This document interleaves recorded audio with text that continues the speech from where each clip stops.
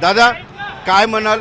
कालपर्यंत मोर्चाच्या बद्दलची थोडी साशंकता लोकांच्या मनात होती, मात्र तुम्ही कालही ठाम होतात, आजही ठाम दिसतात. नाही, आपल्याला कशी मराठ्यांबद्दल संशय येतो की देवेंद्र फडणवीस बघते की त्याला वाटतं दुसऱ्यामुळं सत्ता आली, ही मराठ्यांनीच दिलेली. पण त्यांनी ज्यावेळेस अपमान केला त्यावेळेस मराठ्यांचं लक्षात आलं, सत्ता देऊन उलाटला आहे, सत्ता देऊन उलाटला आहे. हे मराठ्यांना खूप वाईट लागलेलं आहे, जिवारी लागलेलं आहे.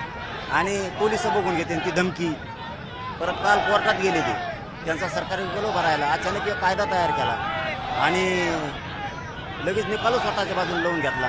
न्यायदेवता आमचं पण ऐकल ना, न्यायदेवता आमचं पण ऐकणार, आम्हाला न्याय देणार. आम्ही कायद्याचे सगळे नियम पाळू, आंदोलन आझाद मैदानला करणार.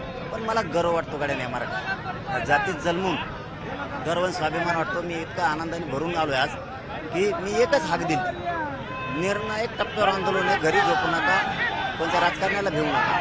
तुम्ही जर घरी झोपला तर अनेक पिढ्यांचं मराठ्याचं वाटोळ होणार आहे, ते होऊ देऊ नका. घराच्या बाहेर पडा, कामच फेकून दिले बाजूला मराठी. व्यवसाय नाही, नोकऱ्या बघानात जाऊ द्या, म्हणजे तिकडे खड्ड्यात, नंतर बघू. आधी मुंबईला चला, आपल्या लेकरासाठी झटतंय म्हणून जर घरी झोपायचं नाही भेकडासारखं. कोणत्या नेत्याला काही समजेना तर कोणालाच नाही, कोणाला जे मराठी निघालेत, आणखीन तो रस्त्यानं गाड्या लई निघाल्यात.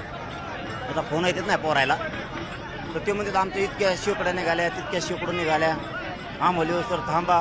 म्हणजे हे उद्या आणि परवा जर सगळे मराठी नाही आले ना तर मग नाव बदलून पुरे 707 कोटी होऊन द्यायचं म्हणते ना आता.